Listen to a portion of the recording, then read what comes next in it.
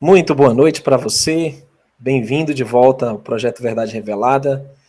E hoje aqui estamos com um amigo, nosso irmão Fábio Pires, direto de São Paulo para o Congresso Verdade Revelada em Recife, né? E dia 30 agora estaremos juntos aí para ministrar as mensagens para o povo pernambucano e para os demais irmãos que vão vir de outros estados, né, para participar conosco. Bom, Verdade Revelada em Recife, né? Temos o áudio confirmado aí, está funcionando. E hoje nós vamos fazer um estudo muito importante, dentro do que o irmão Fábio vem estudando já há muito tempo nas Escrituras, sobre como eram as congregações no tempo dos apóstolos, dos discípulos, que as pessoas entendem por congregações cristãs. Será que era isso mesmo, Fábio? Será que eles tinham o mesmo ritual das igrejas evangélicas de hoje? Será que eles construíam templos? Será que eles viviam dentro de uma ótica secular cristã como hoje? Vamos aprender um pouco agora dentro das Escrituras. Eu convido você a partilhar esse link e também a deixar a curtida no vídeo, isso ajuda bastante para que outros tenham acesso a essas verdades que foram por muito tempo escondidas de nós. Ok? Contigo, Fábio, bem-vindo. Sem falar que temos aqui também a irmã Thalita, esposa do Fábio, né? E a Gemima aqui do lado acompanhando. Shalom, meus queridos, que eu tenho abençoe a todos vocês, em nome de Yeshua HaMashiach. Primeiro, a gente quer agradecer a Hashem, ao Eterno, porque nos trouxe até aqui. Foram 3 horas, né, de viagem. Lá de São Paulo, nós saímos de um frio, uma garoa, num período aí pré-greve geral, não é isso, Neemias? Que estão planejando para esse país. Triste isso, né? Mas...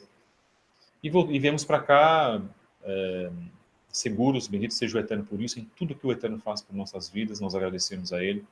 Viemos eu e minha companheira, eu e minha esposa. Fomos muito bem recebidos aqui pelo Neemias e pela Gemima. E eu falo aqui publicamente, o Neemias tem, para mim, hoje, o melhor, maior trabalho dentro da internet com relação às escrituras, a mensagem de Yeshua, da Brit Hadashah, e também daquilo que ele vem fazendo com relação a alertar os irmãos sobre nova ordem mundial, aquilo que os seculares erroneamente chamam de teoria da conspiração, que de conspiração que a gente fala nos grupos não é absolutamente nada, são temas reais, e que o mundo secular quer fazer você crer que isso tudo é uma grande mentira, quando na verdade eles promovem a mentira, as redes de televisão, redes de rádio, celebridades, livros de história, e promovem uma cortina de fumaça. E hoje, esta cortina de fumaça está sendo retirada, não por mim, não por Neemias, nem por nenhuma outra pessoa que faz um trabalho excelente no YouTube. Nós temos milhares de pessoas ao redor do mundo que fazem trabalhos fantásticos, alertando a tantas pessoas e com compromisso com o Eterno, em primeiro lugar. Mas por obra exclusiva do Eterno, que está retirando essa cortina de fumaça do mundo, porque Mashiach, o Messias, está vindo. Quero agradecer aos irmãos, se o Neemias me permitir, dos grupos que nós administramos o WhatsApp, grupo Estudos Origens Hebraicas, Estudos Escritura São Paulo, onde nós temos um grupo presencial, onde a cada primeiro sábado aqui, lá em São Paulo, nós trabalhamos o estudo do Tanar, Torá e Brit Hadashah, isto é, Novo Testamento, segundo uma ótica original, essencial, essencialmente judaica. E nós também queremos mandar um abraço para o grupo Remanescentes 1, para o grupo Estudos e Escrituras do Rio Grande do Sul, para o irmão Diego, que também é o nosso co-participante do grupo.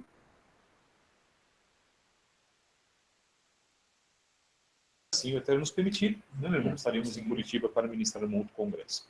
Bom, o foco é aqui, dia 30 estaremos aqui em Recife, na capital, trabalhando com os irmãos que foram convidados para estarem conosco. E nesses congressos a gente, como os irmãos todos sabem, nós não temos compactuação com nenhum tipo de sistema, vamos dizer assim. Dizer em bom português a palavra, não temos o rabo preso com absolutamente ninguém. Nosso compromisso é com o Eterno, bendito seja Ele, com as Escrituras, com o Brit Hadashah. Então nós nos sentimos muito confortáveis em falar aquilo que nós temos a liberdade de falar, daquilo que o Eterno nos indica para falar, obviamente. Claro, nós somos embasados para falar aquilo que falamos. Nós temos aí feito congressos desde 2014. Neemias começou com um congresso dele em Fortaleza, depois fomos para São Paulo, Rio de Janeiro, Florianópolis, Minas Gerais, e voltamos com esse projeto novamente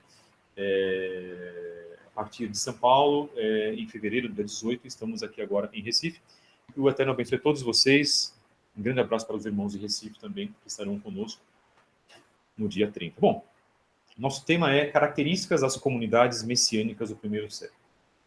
E o que eu quero falar aqui, meu irmão, é uma coisa muito interessante. Eu gosto de falar de certos assuntos tabu.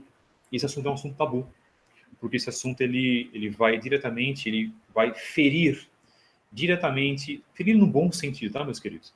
Ele vai tocar diretamente no discurso, no discurso das igrejas evangélicas, das igrejas protestantes que nós conhecemos, várias denominações e várias vertentes. O que são as comunidades primitivas, ou o que se chama de cristianismo primitivo, daquilo que o Talmud Shaul HaShaliach, conhecido no mundo ocidental como apóstolo Paulo, colocou para a formação dessas congregações, depois que se formaram as chamadas igrejas, porque na verdade não existia esse termo, igreja. O Neemias conversou muito bem, falou sobre isso muito bem. O termo hebraico é kahal, que significa congregação. Então o termo eclésia veio, na verdade, grego, e ele veio de uma forma mais sólida com o cristianismo clássico de Flávio Constantino. Então, se a gente observar, nós temos eclésia do grego, chamados para fora, para se como a gente pode dizer, para adorar o Deus Sol, não podemos dizer outra né? E as pessoas estavam nessas congregações de Flávio Constantinos, e pasmem, meus queridos, as pessoas eram obrigadas a ir às igrejas, a ir à congregação de Roma, de Flávio Constantinos, na nova religião que tinha sido criada, senão essas pessoas poderiam ser mortas. Mas, voltando, antes da formação do cristianismo, que é isso que nos interessa, nós falamos sobre essas congregações chamadas de congregações primitivas, e de que maneira que essas congregações primitivas elas funcionavam. Primeiro recado que eu quero deixar para os irmãos dentro da Beit Hadashah, se os irmãos quiserem abrir em 2 Timóteo, capítulo 3, verso 12, e que aquilo que é muito pouco, raramente divulgado dentro das congregações, a gente pode falar sobre isso porque nós participamos do cristianismo. Neemias veio de um movimento onde se guardava o Shabat, o sábado. Eu vim de um movimento chamado Movimento Pentecostal, dentro de uma igreja, uma denominação, onde sequer o quarto mandamento ele era falado. Mas, de vez em raramente, se falava sobre as congregações primitivas ou de retorno a um cristianismo primitivo. Em primeiro lugar, sabemos que esse vídeo também vai para outras pessoas que estão no sistema cristão. As congregações primitivas funcionavam com lideranças judaicas. Então, o Talmud Shaul HaShaliach, conhecido como apóstolo Paulo, que é chamado erroneamente de apóstolo dos cristãos, ele também não fundou nenhuma religião, seguiu, mesmo após a conversão de Yeshua, como um judeu zeloso da Torá, como ele diz em Atos, narrando isso quando ele foi perseguido no retorno dele para Jerusalém, onde queriam matá-lo, e ele alegava que não havia nenhum tipo de justificativa para matá-lo, porque ele era um homem zeloso da Torá. Sim. Ele estava sendo acusado, naquele momento, por desvirtuar os judeus da Torá, além do testemunho que ele tinha em Yeshua. Ser membro de uma congregação primitiva significava, em primeiro lugar, crer que o Eterno é um, não era um. O Eterno permanece e continuará sendo sempre um. Adonai Errado. Crendo verdadeiramente que dentro dessas congregações primitivas que eram feitas em Corinto, Tiatira, Éfeso, onde mais, meu irmão? Galácia, Laodiceia e assim por diante, Colossos. Essas pessoas criam que o filho de Elohim, Yeshua HaMashiach, não era o Eterno, pois ele assim nunca disse. E as imersões que eram feitas, o que nós chamamos de Tevilá, aconteciam em nome de Yeshua HaMashiach. Matia fazia imersão de convertidos na Índia em nome de Yeshua. Kefa, Shimeon Kefa, conhecido como Pedro, fazia da mesma maneira, em nome de Yeshua. Há mais de 8 menções na Brit Hadashah, onde a imersão era feita em nome de Yeshua. Enfim. Um grande e famoso membro da Igreja Católica, e aqui eu não revelo nomes, porque não é função nossa de revelar nomes nesse sentido, nem mesmo a mesma ética que eu tenho, nós preservamos isso. Porque essas pessoas merecem ter os seus nomes reservados, mas nós temos nosso direito de criticá-los também doutrinariamente.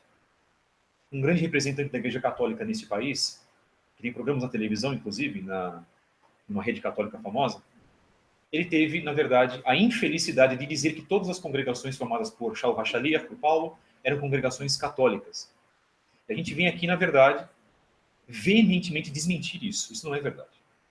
As congregações eram congregações lideradas por judeus. E de lideranças judaicas, as pessoas que se convertiam pelo testemunho de Mashiach para o eterno Elohim de Israel e das nações, eles tinham uma liturgia tipicamente hebraica. Não podemos esquecer que os judeus, em muitas oportunidades, com os conversos, frequentavam as mesmas sinagogas. Isso era comum dentro e fora de Israel. Então, para essa grande liderança católica dizer isso, é que nós podemos dizer que ele quer puxar a sardinha para a brasa dele. Isso é uma atitude muito pequena, porque, na verdade, você está enganando as pessoas dentro de um contexto histórico e dizendo que todas as igrejas, o termo que ele usou, fundadas pelo apóstolo Paulo eram católicas. Isso não é verdade. Leiam, pesquisem aquilo que nós vamos colocar, e aquilo que nós vamos falar, eu vou dizer o nome do pesquisador judeu, David Shem Tov, como funcionavam as congregações daquela época. E eu vou dizer aqui 49 características dessas congregações. Não é apenas uma característica, nem duas, nem três, são 49. Da mesma maneira que nós conversamos, fizemos aquele hangout que falava sobre a presença de Yeshua no Taná, no Antigo Testamento, Neemias nos narrou, meus queridos, mais de 300 evidências. Então, há 300 evidências de Yeshua ser o Mashiach em situações proféticas dentro do Taná, que se conhece falsamente como Antigo Testamento. Vamos lá, então? Primeiro, esperavam a restauração do reino físico de Yahweh, do Eterno. E eu vou dizer também onde aparece isso. Não podemos ler porque senão vai ficar muito longo. Isso aparece em Atos, capítulo 1, versos 6 e 7. Essa era a primeira característica das congregações formadas por Shaul HaShaliach. Segundo, então vou repetir a primeira. Esperavam a restauração do reino físico do Eterno. Atos, capítulo 1, versos 6 e 7. Segundo, estava preparada para ser perseguida. Interessante. Isso, Atos, capítulo 1, verso 8. Muito diferente do que nós temos hoje para o conceito das igrejas evangélicas. Essas igrejas não estão preparadas para ser perseguidas. Preparados para estarem perseguidos estavam homens como John Wycliffe, que morreu na fogueira pela instituição católica, e foi um homem dissidente do catolicismo. John Huss também. Existiram vários John, na verdade, né? John Wycliffe, John Huss, ou Jan Hus, que ele era tcheco. Homens que verdadeiramente deram suas vidas pela palavra do Eterno. Foram perseguidos em primeiro lugar. Receberam propostas indecorosas para voltar para o catolicismo, para as práticas blasfemas da Igreja Católica. Mas eles resistiram. Esses homens, na Idade Média, já tinham congregações que foram perseguidas. E eles morreram no que nós conhecemos como Inquisição, como fogueira da Inquisição. 3. Seu ponto de partida era Jerusalém. Atos, capítulo 1, versos 4 e 8. Ponto de partida Jerusalém, não Roma. O ponto de partida, as instruções que eram recebidas eram dadas por judeus. Yeshua era um judeu. Yeshua era um líder. Chamaram a religião, vamos dizer assim, ou a seita de Yeshua como Haderech, o caminho. Shaul HaShaliach, antes da conversão, antes de cair do cavalo, literalmente, para Damasco, ele perseguiu membros de Haderech. Perseguiu membros da seita O Caminho. Então nós vamos identificar, Neemias, características completamente diferentes daquilo que se fala hoje como congregações evangélicas. E muitos dentro do cristianismo dizem, vamos voltar ao cristianismo primitivo. Voltar ao cristianismo primitivo, primeiro, não era cristianismo, mas voltar à doutrina essencial, original, é cumprir esses 49 tópicos que nós estamos colocando aqui, que foi dado pelo pesquisador, escritor David Shem Tov. Um abraço também para o nosso amado irmão Marlon Yachar, lá do grupo Raízes Hebraicas da Fé, que para mim é o melhor grupo que fala sobre restauração do Facebook. Tá? Conheço grupos de muitos irmãos, mas eu digo que o Yachar é uma pessoa maravilhosa, a concepção que ele tem é fantástica, e ele também coloca isso nos grupos dele. 4. Esperava o Mashiach da mesma forma como ouviram subir aos céus. Da mesma maneira. Dica. O que é um apóstolo? Muitos no Facebook colocam, eu sou um apóstolo. O apóstolo X, o apóstolo Y, da igreja X, da igreja W, da igreja A, B ou C. Recebe o título de apóstolo, no hebraico Talmid, aquele que teve a visão de Mashiach, que andou com o Mashiach e acompanhou a sua vida. Por isso que os apóstolos eram 12 iniciais, e também do hebraico Talmid, que significa seguidor, os 70 que foram enviados por Yeshua também são seguidores de Mashiach. Podem ser chamados de Talmidim. Todo aquele que teve um contato com Yeshua e ouviu subir aos céus, esse é chamado de Talmid, de apóstolo. Os que se intitulam apóstolos hoje não são. Eu estou explicando, na verdade, por que não são. Vamos lá. 5. Esperava o Mashiach da mesma forma como viram subir aos céus, está em Atos 1:11. 5º ponto. Cumpria com a tradição de leitura da Torá em tempo de festas. Qual é hoje a congregação protestante que lê a Torá no tempo das festas? Primeiro, que não se cumpre festas escriturais. Preferem cumprir as festas de Roma. E segundo, se cumprem as festas, não leem a Torá. Vamos explicar o que é Torá. Sim, meu querido, por favor. A Torá são os 5 primeiros livros da Bíblia, né, que chamam de Pentateuco, os livros de Moisés, né? Gênesis, Êxodo, Levítico, Números. Porque eles contêm todas as instruções, né, os mandamentos que o Criador deu para a humanidade. Agora, é importante entender isso, porque a palavra Torá foi traduzida como lei, né, Fábio? Uhum. Já que isso não deixa muito claro qual é a essência, né, dos primeiros 5 livros. Uhum. Torá, posso dizer, a Escritura. Tudo que o Gênesis fala, os mandamentos que o Criador concedeu à humanidade, não só para judeus ou israelitas, mas para toda a humanidade. E isso é uma coisa que foi desvinculada do cristianismo, já que é ensinado que a lei foi abolida, que a lei passou, né, que nada disso está em vigor hoje para o cristão guardar. Os 10 mandamentos, ou os 10 ditos, na verdade, fazem parte do bem universal da humanidade. A Torá se inicia por isso aí. Né? 6. Os líderes eram escolhidos pela Ruach HaKodesh. Interessante. Uhum. Os líderes dessas congregações eram escolhidos através do Espírito Santo. Era o Eterno que escolhia os líderes, meu irmão.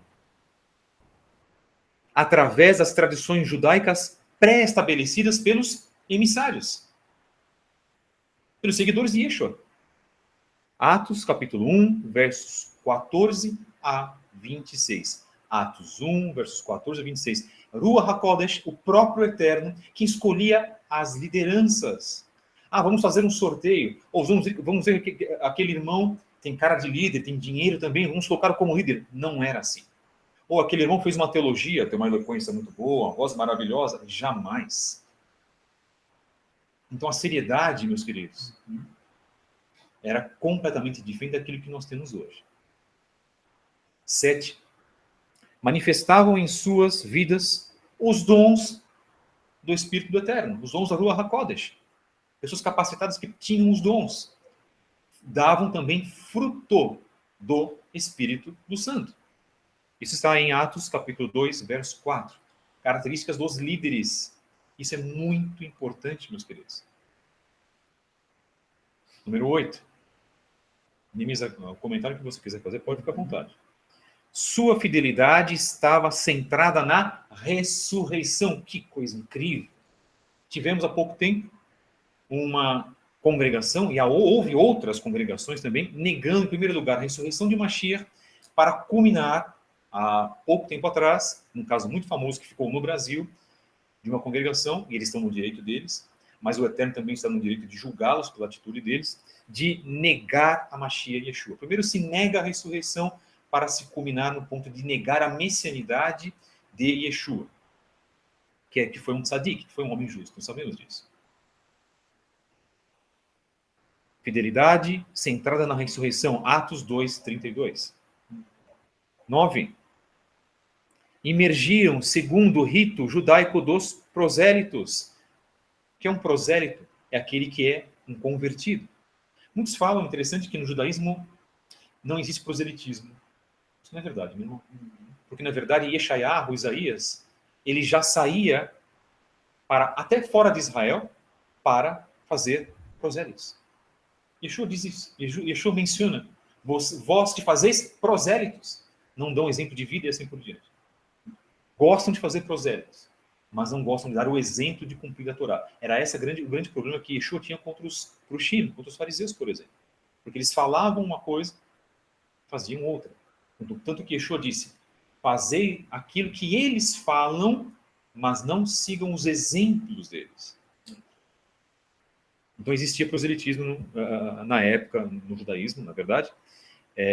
A imersão era segundo o ritual de mikveh, de purificação. Isso é muito importante, meus queridos. Pode falar, meu irmão. É um aspecto importante que ninguém fala a respeito, que o Criador escolheu um povo sobre a terra. Quem é esse povo? É o povo assembleano? Foi o povo adventista? Foi o povo batista? Foi o povo romano? Não. Ele escolheu um povo específico que, segundo o que diz Devarim, né, que é Deuteronômio 4, ele devia ser a luz para as nações.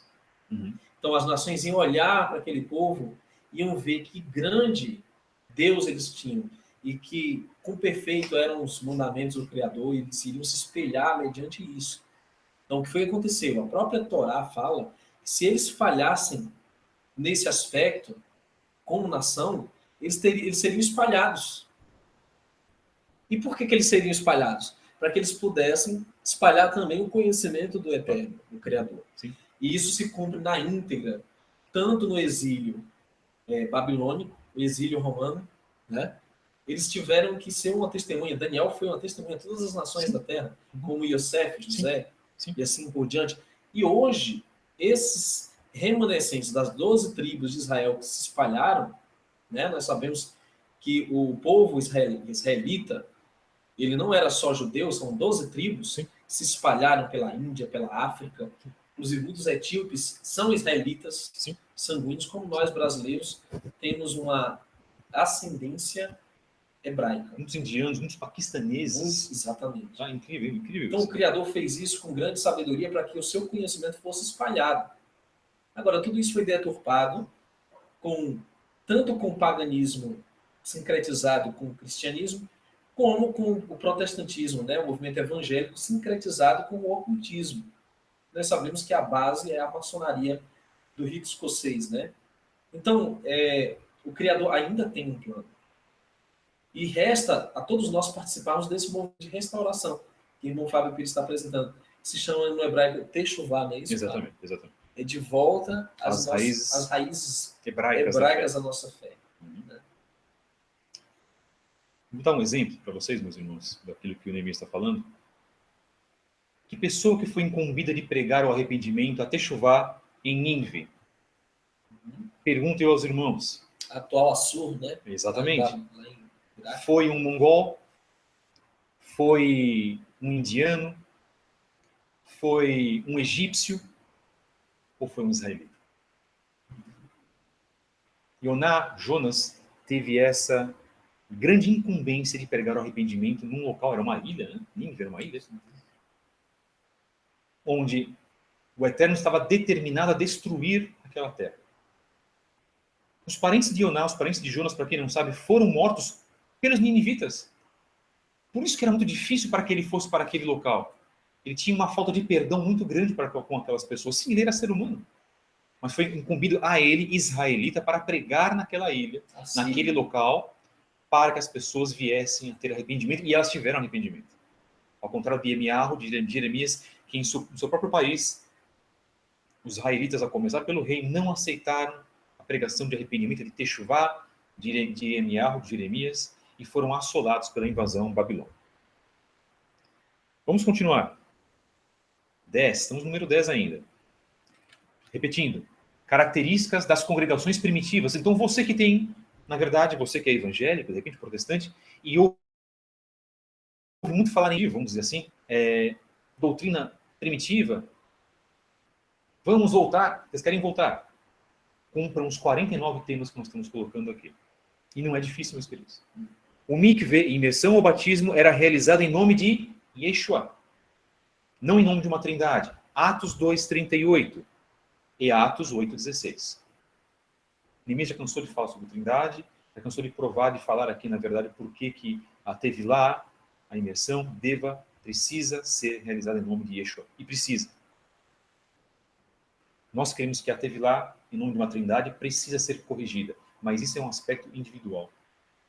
Cada um decide, sente no seu coração, orando ao Eterno, obviamente, não podemos fazer absolutamente nada sem o consentimento do Eterno, mas nós defendemos que isso deve ser corrigido. Não podemos carregar uma carga espiritual trinitariana para a nossa Tevilá. Ponto.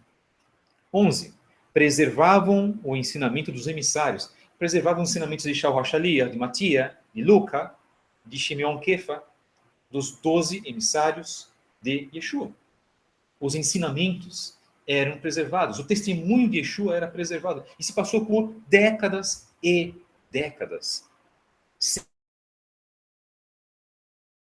Sendo preservado. Crisóstomo ou Inácio de Antioquia, o Tertuliano, e podarem estes homens.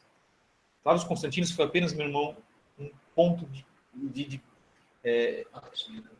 vamos dizer assim, de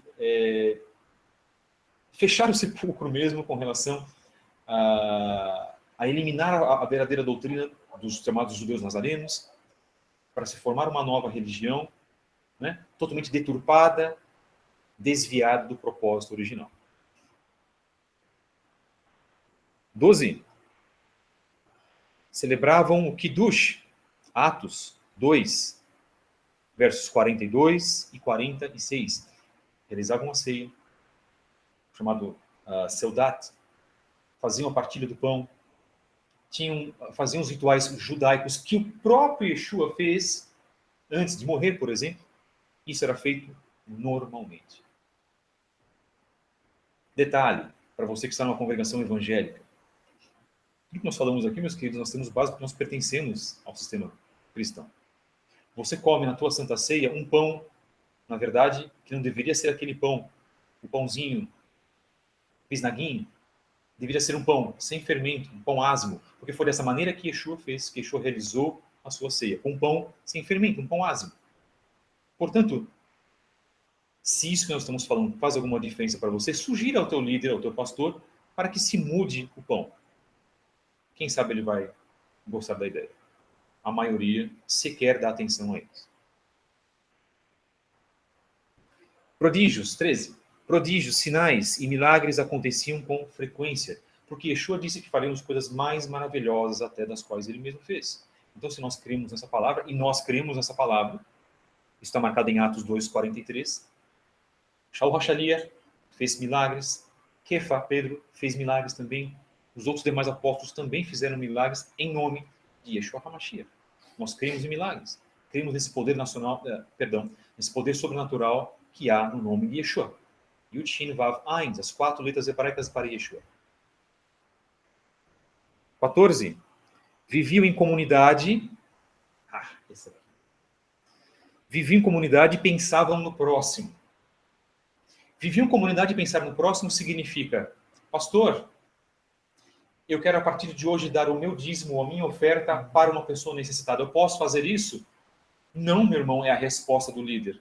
Você precisa obrigatoriamente dar a sua contribuição para a igreja que você frequenta. Isso não é verdade, não há base escritural para isso, não há base bíblica para isso. Yeshua nunca disse isso.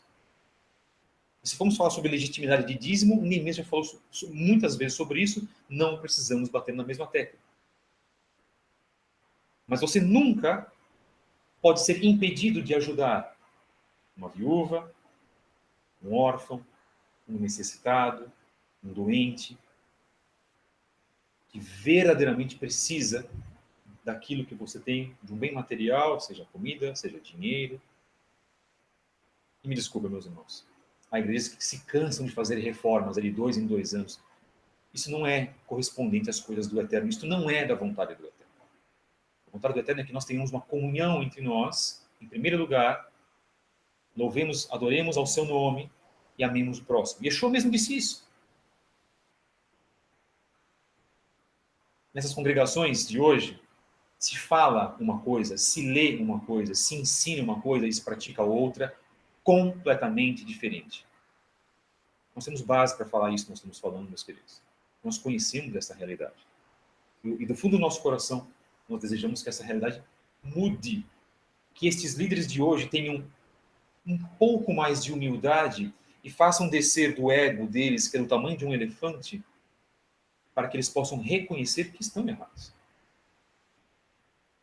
Vamos continuar? 15.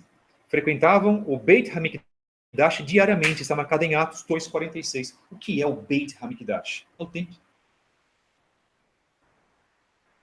Ou um local de oração, um local de louvor ao Eterno, uma congregação onde havia judeus, com testemunho em Yeshua, e gentios, vamos colocar assim, convertidos ao Eterno pelo testemunho de Yeshua. Os dois andavam tranquilamente.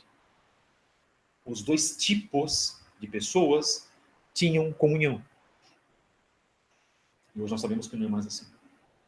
Um ponto interessante é que, Fábio, os discípulos, eles tanto se reuniam, partiam o pão na casa um dos outros, Exato. até porque chegou um momento em que o templo proibiu Exato.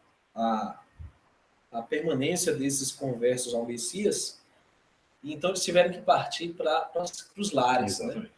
Mas eles davam testemunho do Messias lá nesses ambientes onde os judeus se reuniam, né? Porque o número dessas pessoas começou a aumentar demais. E o número das pessoas que tinham testemunho em Yeshua começou a incomodar os judeus que não tinham testemunho em Yeshua. Então essas pessoas passaram a ser um problema para o próprio Israel e depois passaram a ser um problema para as próprias congregações, para os locais onde eram as congregações fora de Israel, né? Na Europa, vamos dizer assim, na Ásia, no Ponto, etc. 16. Possuíam um bom relacionamento com a comunidade e eram queridos por todos eles. Está marcado em Atos 2,47. O relacionamento entre todos eles era o melhor possível. Não havia fofocas, problemas. E se havia, tudo isso era resolvido.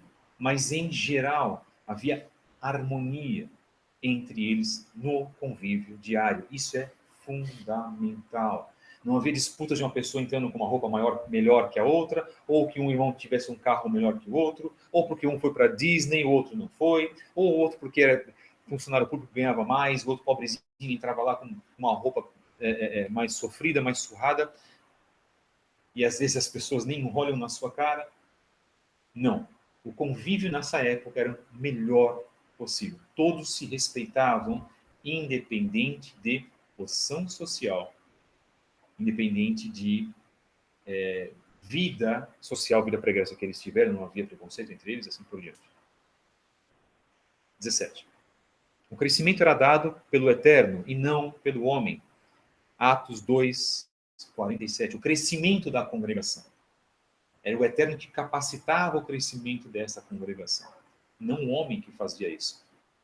As lideranças judaicas estavam lá apenas para coordenar os estudos e ensinar aquilo que eles já sabiam.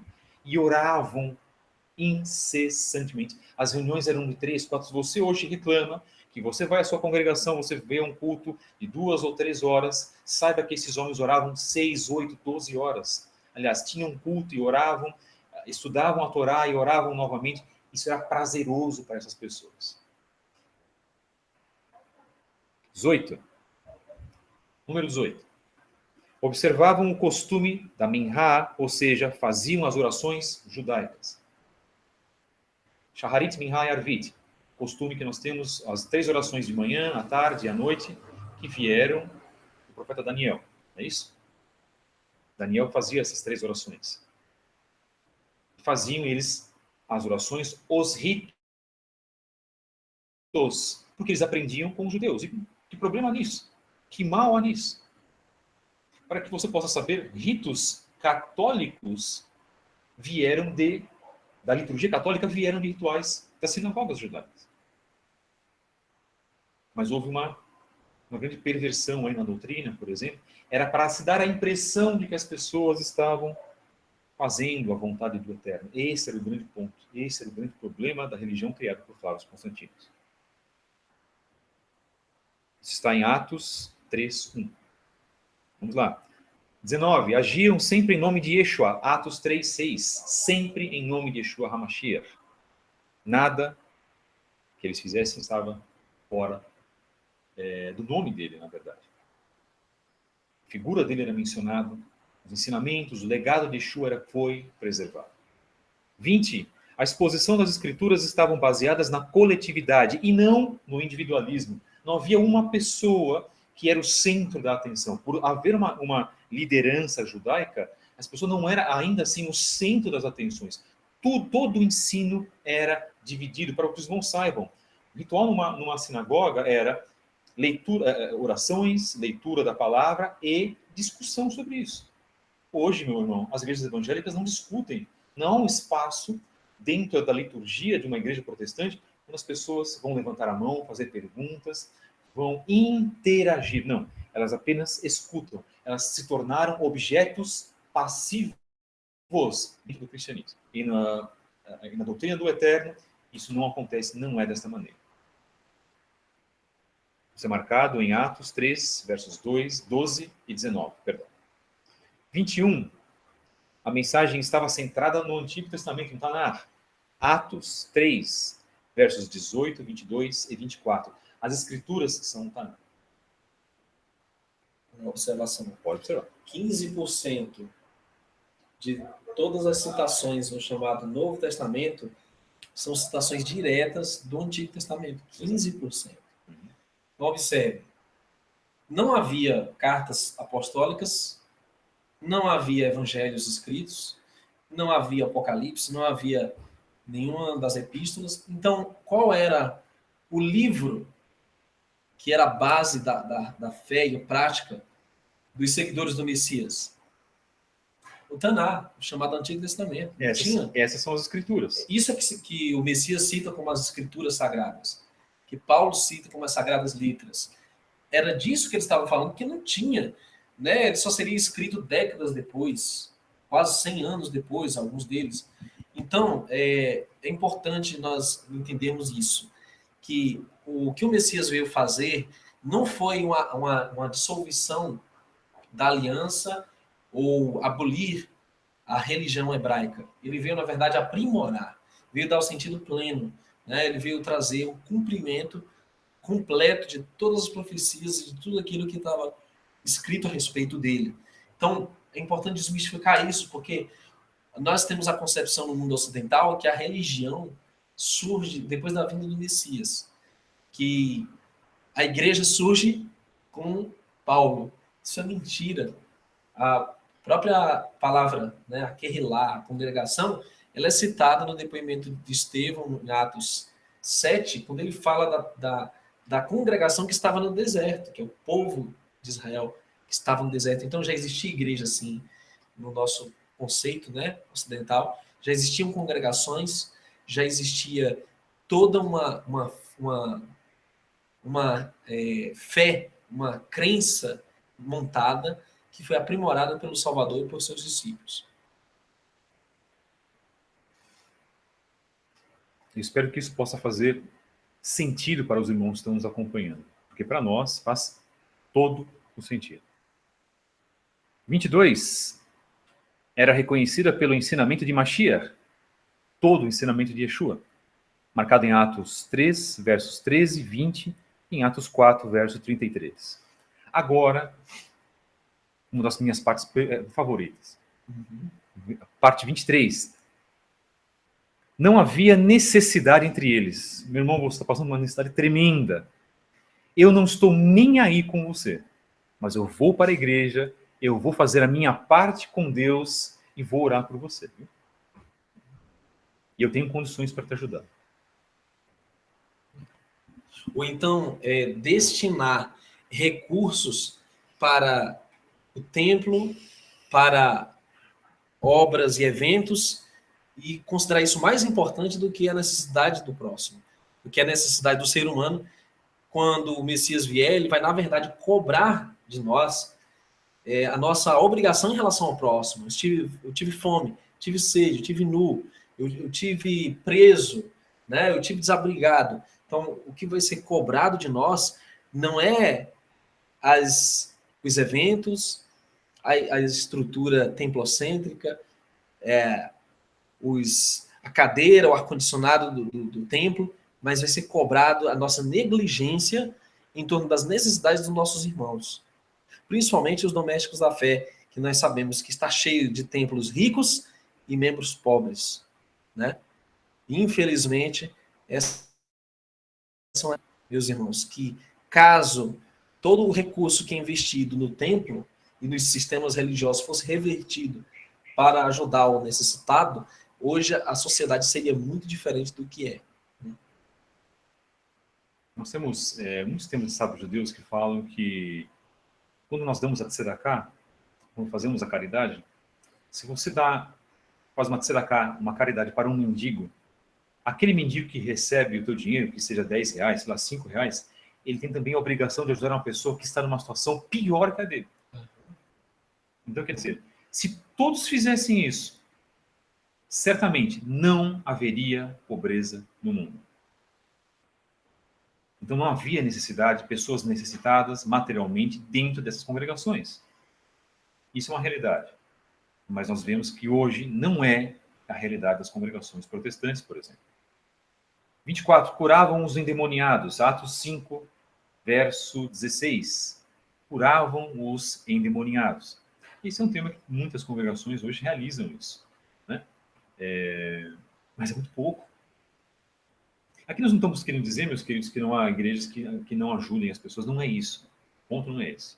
O ponto é que a atitude individual deve contar muito. Porque se você vê uma pessoa que está precisando de algo do seu lado, você percebe isso, a tua obrigação é ajudar essa pessoa. Não espere do teu líder, do teu pastor, por exemplo, que ele vai fazer isso. Porque muitas vezes eles não vão fazer isso. Eles nem podem fazer isso. Já dei o exemplo do dízimo, o exemplo da oferta. Então, entre você dar uma oferta, um dízimo para a tua igreja e dar para uma pessoa necessitada, é óbvio que a tua liderança vai dizer: dê a sua oferta, o seu dízimo para a igreja, porque assim manda o Senhor. Não é verdade isso. 25. Os que serviam deviam ser aprovados dentro de normas. Existia Atos 6, 3. Existia uma lista de normas, de regras para essas pessoas dentro das congregações. Isso é muito importante. A Torá é o quê? A Torá é um conjunto de regras, é um conjunto de normas que devem ser obedecidas. Eu vou tocar num ponto aqui, numa pequena ferida. Como nós queremos obedecer a Torá se muitas vezes não conseguimos obedecer coisas tão pequeninas, como regras de grupos de WhatsApp, como regras dentro da nossa própria família, obediência aos pais, regras dentro da escola, por exemplo. Então, o ser humano hoje, ele está muito pobre espiritualmente porque, em primeiro lugar, ele não quer obedecer a regras, a pequenas normas. Quem dirá da sagrada lei do Eterno, da instrução do Eterno? Uma coisa importante que nós temos que frisar bem é que todas as instruções que o Eterno deu ao povo de Israel, ou à própria humanidade, elas são para o nosso bem eterno. Porque quando você tem alguma proibição ou tem alguma recomendação, há uma importância em torno disso, não só moral, como espiritual. nós podemos observar que quando houve o concílio em Jerusalém, Atos 15, eles deram certas prescrições para os gentios. Alguns estavam querendo já ir além, né, já queriam se adiantar muito. E o que foi decidido é que os gentios deveriam começar se restringindo de alimentos sufocados e de prostituição. Mas que eles deveriam ir crescendo no entendimento, no conhecimento da Torá, das Escrituras, à medida que eles fossem tendo comunhão com os irmãos e aprendendo na leitura das Escrituras, como está lá mencionado. Só que o que as pessoas entendem quando leem isso? Ah, não, que eles só não deveriam fazer isso. Acabou. Entende? Como tem um monte de gente hoje falando que certas coisas são só para judeus, certas coisas são só para gentios. Isso é mentira. As instruções do Criador são para toda a humanidade. Se você vê todos os aspectos que estão envolvidos nos princípios do Criador, morais, eles se adequam a qualquer raça e em qualquer lugar do mundo. Não há, para o Criador, não há acepção de pessoas. E muitos querem ver essa acepção, infelizmente. Né? Muitos, eles entendem que é judaizar e, infelizmente, muitos judeus começam a sentir ciúmes e achar que gentios não devem seguir essas práticas porque elas são peculiares e exclusivas dos judeus. São dois pesos, duas medidas, duas coisas opostas, né? Duas coisas, na verdade, extremas. Quando há um ponto de equilíbrio, o Criador deu um bem para toda a humanidade, todos os seus filhos. Se você fizer um levantamento, toda cultura, todo sistema religioso tem um código. E, infelizmente, o mundo cristão secular não aceita o código do Criador. 26. Ensinavam de maneira expositiva. Nós chamamos de Haggadot e Drashot. Está marcado em Atos 7. A exposição, segundo o judaísmo da época, segundo até hoje também o judaísmo, ele é muito diferente do que acontece no cristianismo. Se expõe, se vai direto ao ponto. E sempre existe o ensino atrelado à prática. E a mentalidade greco-romana, que é aquilo que predomina no cristianismo, é apenas a mentalidade do ensino. Onde, como eu comentei, existe a parte intelectual muito acirrada, a eloquência, uma boa oratória, e fica tudo aí. Não se ensina verdadeiramente a pessoa a praticar as coisas da Torá, por exemplo. É nesse ponto que nós queremos chegar. Como que eu devo guardar o Shabat, por exemplo? Guardar o Shabat é apenas não acender fogo, não comprar e não vender. Não é apenas isso. Então nós temos um conjunto de ensinos, na verdade, que precisam ser constantemente colocados para a população, aliás, para as pessoas, para os fiéis. A coisa não é tão simples assim. E interessante, Fábio, você como professor sabe bem que o aluno ele aprende por assimilação. Exatamente. Se você falar e falar, isso não é muito bem absorvido. Mas se você exemplificar, der o exemplo, você é imediatamente imitado. Porque o só falar sem a prática ele se torna hipocrisia. E é por isso que hoje, né, infelizmente, o mundo religioso está cheio de hipócritas. Porque o que basta é uma aparência, como o apóstolo disse, tendo uma forma de religiosidade, mas negando a eficácia, negando o poder, né? Negando o arrependimento, negando a transformação de vida. Então, é importante entender esse aspecto, né, da prática, como você colocou aí. Inclusive, nós vamos falar sobre Techuvá, né, no nosso congresso, agora no dia 30, e a gente vai exemplificar bastante isso, como deve acontecer a Techuvá, porque muito se fala em Techuvá, mas pouco se fala sobre como realizar a Techuvá, né? Então, essa mudança do que o cristianismo diz fala sobre o termo metanoia, ter a mentalidade de Cristo, assim o cristianismo diz.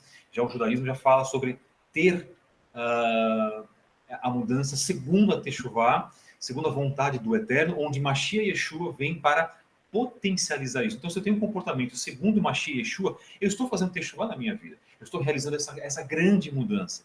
Então, era isso que era ensinado para os membros das congregações primitivas. Ter uma vida como Yeshua teve. Vamos lá, então. 27. Os emissários só iam a outros lugares direcionados pela Ruach HaKodesh. Eles só se locomoviam para outros locais, para abrir outras kehilot, para outras congregações, segundo o Espírito do Eterno. Shaul HaShalem cansou de fazer isso e cansou de dar exemplos nesse sentido, onde ele orava e o Eterno conversava com ele, revelava a ele. Não pensem vocês que o Eterno não faz mais isso hoje, meus irmãos. É claro que ele faz. Isso é uma questão muito importante nisso. Nós devemos buscar isso nas nossas vidas. O que pouco se faz é buscar a vontade do Eterno, e o que muito se faz é buscar a nossa própria vontade. Né? E muitas vezes nós buscamos a nossa vontade e dizemos, mas foi o Eterno que me indicou quando alguma coisa der errado, e o Eterno não indica, não vai dizer para o seu servo fazer alguma coisa errada, que ele vai lá na frente ter um infortúnio, tá, meus queridos? E abrir congregações não quer dizer construir templos e um sistema religioso. Abrir congregações é reunião de pessoas. Se você observar o que diz na Escritura, né, Paulo, o Shaul, sempre saudava a igreja que estava na casa dos irmãos. Se você pensa que lá na Galácia, em Colossos, em Éfeso, tinham templos, não tinha nenhum. Até hoje nunca teve templo nenhum dos apóstolos. O que tinham lá eram pessoas que se reuniam em casa. Vou dar alguns exemplos. A igreja que está na casa. E o cristianismo nos dá essa impressão de que havia templo. Né? Não tem nada. Esse é o grande problema. Né? É uma mentira. Constantino foi quem construiu templos e quem estatizou a religião cristã. Paulo é muito claro quando ele fala a Filemon, a igreja que está na sua casa. Em Coríntios, Áquila e Priscila, a igreja que está em sua casa. Em Romanos, é Pêneto, Arquipo, a igreja que está em sua casa. Quer dizer, todas as congregações dos discípulos do Messias se reuniam nas casas.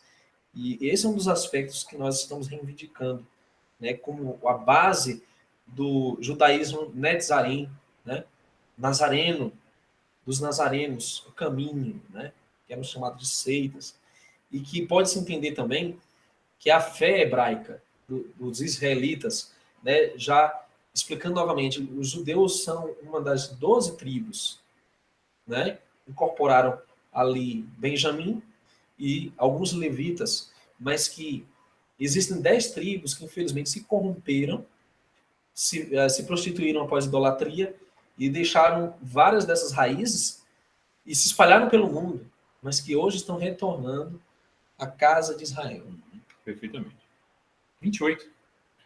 Aqueles que reconheciam que Yeshua era o Mashiach iam às sinagogas. Está marcado em Atos 6:9, 9:2 e versos 20 e 21 também. Então, aqueles que reconheciam o testemunho de Mashiach frequentavam normalmente as sinagogas junto com os demais judeus. 29. Quando a Kehilá está centrada em Jerusalém, existe paz. Quando a congregação está centrada em outro local que não seja Jerusalém, como em Roma, existe um tremendo problema, porque a centralização foi retirada de Jerusalém e passada para Roma. Os bispos de Roma fizeram todo esse trabalho para retirar todo o mérito dos judeus de Jerusalém, dos originais, passando para Roma, também devido a um motivo espiritual, e todo esse problema chegou no ponto que chegou hoje. Isso é a história que diz, não somos nós. A Igreja de Roma foi fundada, na verdade, sob um ponto que não era da vontade do Eterno. Centralizar em Roma nunca foi da vontade do Eterno. Nós sabemos disso, os irmãos também sabem. Bom, 30. Praticavam um ritual de enlutamento. O ritual tradicional do enlutamento. Se houvesse a morte de alguém, por exemplo, você tem um determinado número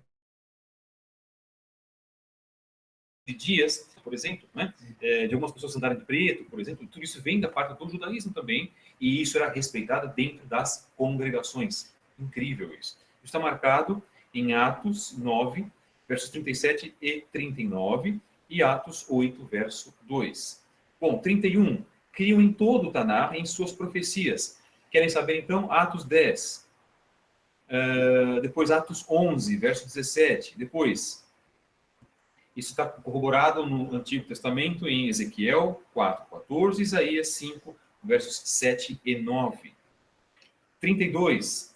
Observavam o ciclo anual de Parashiot e Haftarot nos Shabbatot. Significa, uma paraxá? Uma paraxá é um tema, é um tema retirado da Torá, que é lido em todas as congregações judaicas ou sinagogas no mundo inteiro.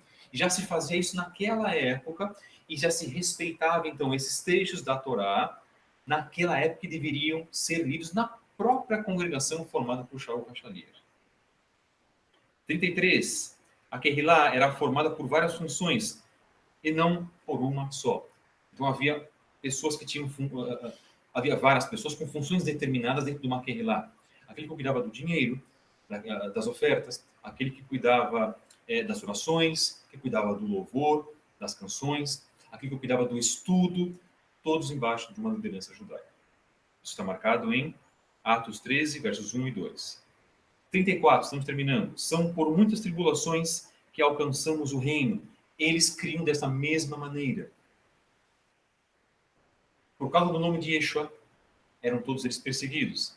Eles criam verdadeiramente que o reino do Eterno não vem através de bênçãos materiais, de teologia da prosperidade, né? Mas vem, na verdade, por uma vida de comunhão com Hashem, bendito seja Ele, mas isso envolve sofrimento. Se você hoje não admite sofrimento na tua vida, você precisa rever a tua comunhão com o Eterno.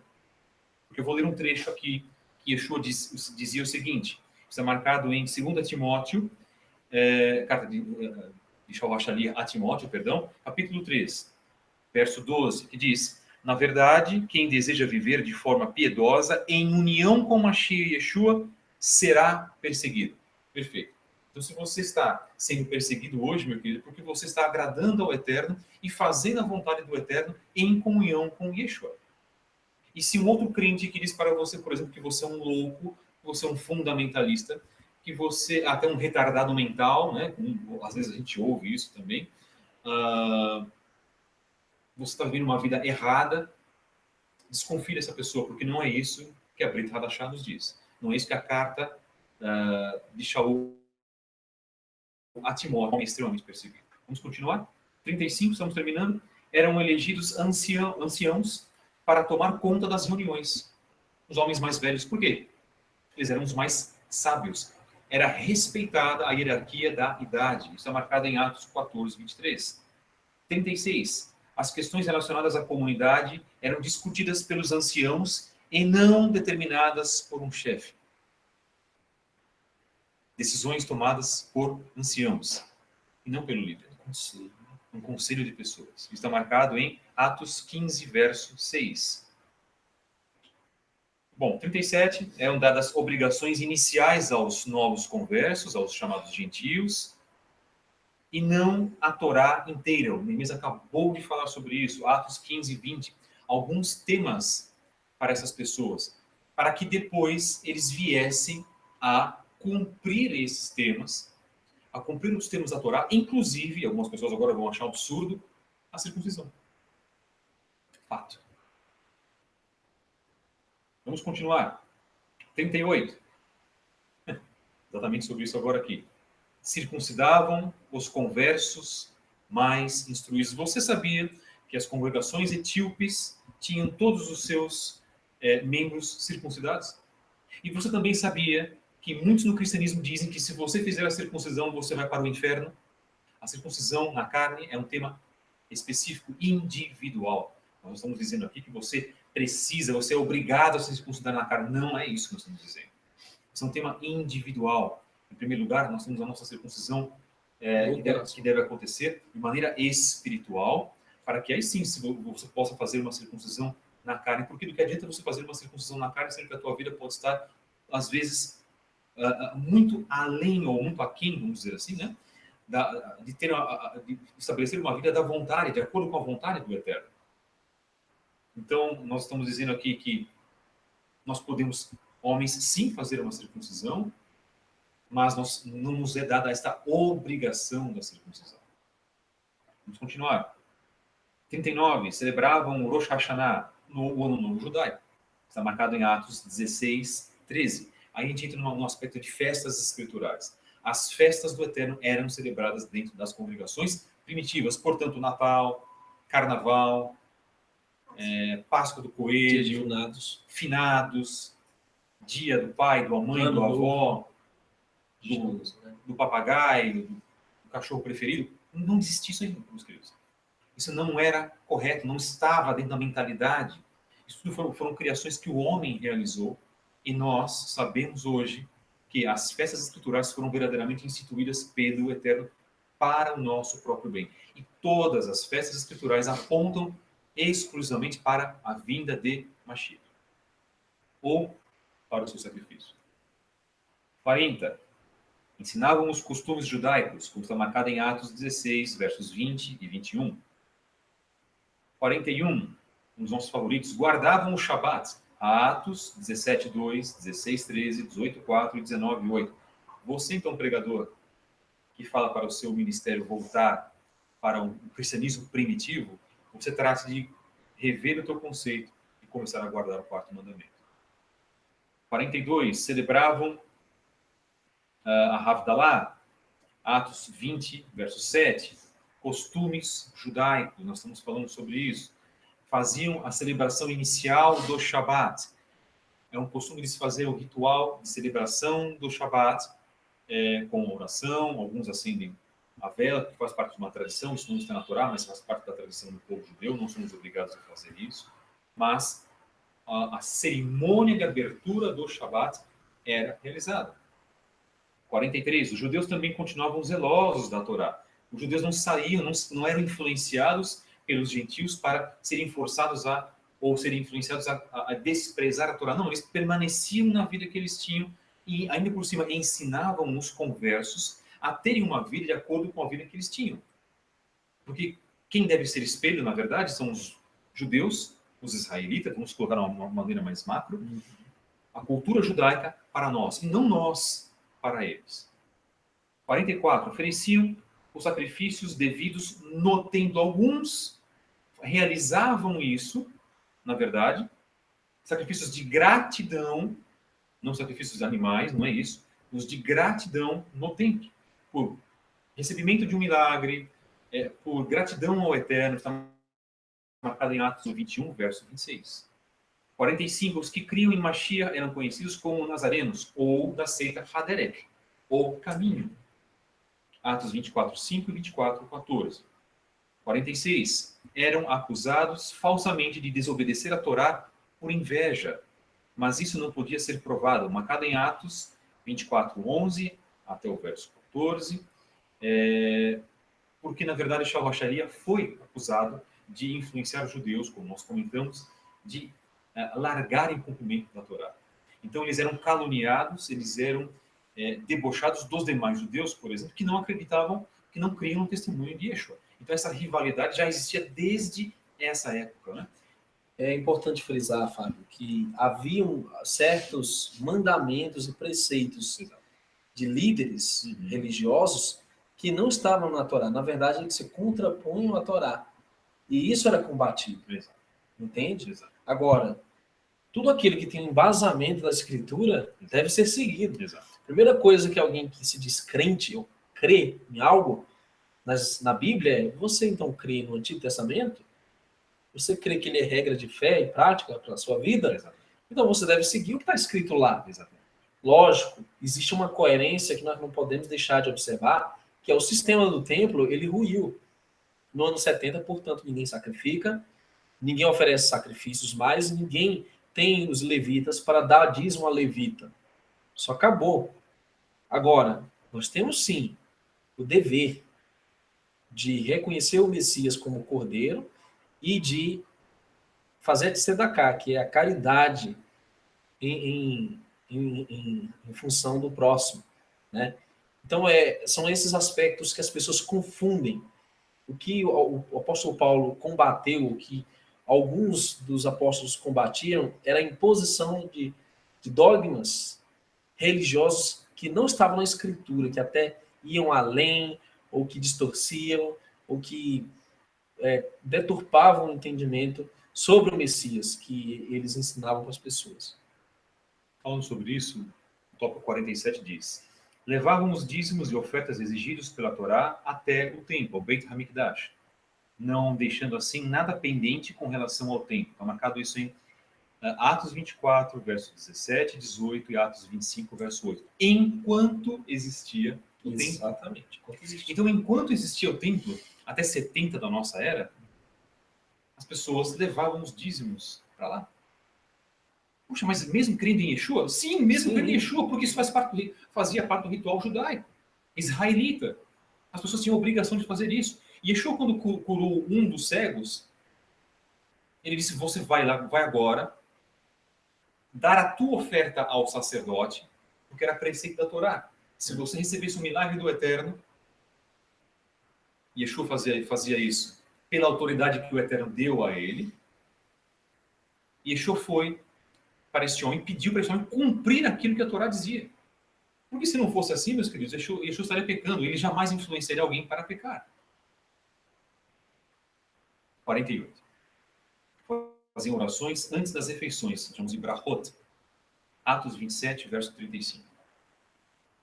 É um costume que nós temos de fazer oração antes e dar graças ao Eterno pela refeição, nasce do costume israelita. 49 e último. Eram instruídos a guardar a Torá e as tradições, ou seja, os costumes de seus pais. Atos 24, verso 14 e 2 Tessalonicenses 2, verso 15. Irmão, eu espero que um trabalho muito simples que nós fizemos agora, porque senão nós ficaremos aqui 4, 5 horas falando de cada um dos temas, dos tópicos, perdão. Eu espero que aqueles que se assistiram o que nós colocamos possam, no mínimo, fazer uma reflexão. Nós não somos os donos da verdade, mas nós portamos aqui a verdade. Tudo que nós falamos está dentro desta verdade do qual o Eterno nos deixou. Portanto, nós carregamos a verdade. O dono da verdade é o Eterno. Incumbe a mim, ao Neemias, a você que está nos assistindo, a pregar, a falar desta verdade a quem você achar necessário. E uma obrigação de falarmos da verdade para todas as pessoas. Meus queridos, o Eterno abençoe a todos vocês em nome de Yeshua HaMashiach. Eu agradeço por esse hangout, né? A gente trabalhou em parceria hoje, raramente acontece isso, eu estou com um problema técnico no meu computador. Faremos mais. Nós temos alguns projetos para desenvolver esse ano ainda. Um desses projetos, meu irmão, eu venho conversando com a minha esposa, é fazer um congresso só falando sobre música secular. Mais especificamente sobre rock e música pop, por exemplo, que foi um meio que eu vim, né? Permaneci mais de 25 anos, eu tenho 43 anos hoje, e a gente vai tentar fazer um trabalho, se assim o Eterno nos permitir, um trabalho macro, um trabalho gigantesco em formato de congresso só sobre esse assunto e identificar como a música, e nós já falamos isso, tem um trabalho também no YouTube sobre isso, e falamos sobre isso em congressos teus, né, do Verdade Revelada, quero dizer, mas fazer de uma maneira macro, começando isso em São Paulo, trabalhando, trazendo elucidação para as pessoas, como a música ela pode perverter, ainda mais a música de hoje, dos últimos 60 anos, o rock principalmente. Hoje nós temos funk, nós temos o samba, letras sexualizadas, letras com conteúdo oculto, letras que falam sobre pornografia, sobre uma série de problemas que vão realmente causando degradação ao nosso espírito. A música ela foi feita pelo Eterno, mas não foi feita da maneira, ela não foi concebida da maneira que ela está hoje, para denegrir o espírito. Tá? Bom, é um dos nossos projetos desse ano, nós vamos falar um pouco melhor sobre isso. Projeto que o Eterno te abençoe. Especial para alcançar muitos desses jovens, né?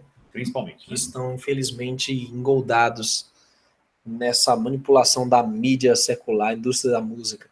Queridos, para você que ama a verdade, não se importa quão dura ela seja e não se acomoda na sua conveniência, congresso, dia 30, nós estamos finalizando amanhã as inscrições.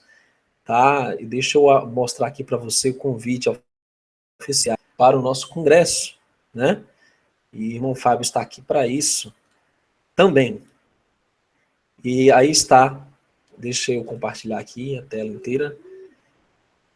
Nosso congresso é dia 30, a partir das 9 da manhã. As inscrições pelo zap 8598547459. É gratuito. O irmão Fábio trouxe alguns presentes aqui, especiais. Eu também tenho alguns para você que vai participar e quer ouvir a verdade sobre a Escritura, sobre a nova ordem mundial, sobre a cosmologia hebraica, sobre os últimos acontecimentos que vão afetar a existência humana, a história do mundo. Esteja lá, né? O endereço será dado mediante a inscrição pelo Zap. Meus queridos, muito obrigado pela sua atenção, por nos permitir entrar na sua casa, por nos acompanhar até agora. Que o Criador te abençoe em nome do nosso Messias, tá? Shalom, uma boa noite, até um próximo hangout.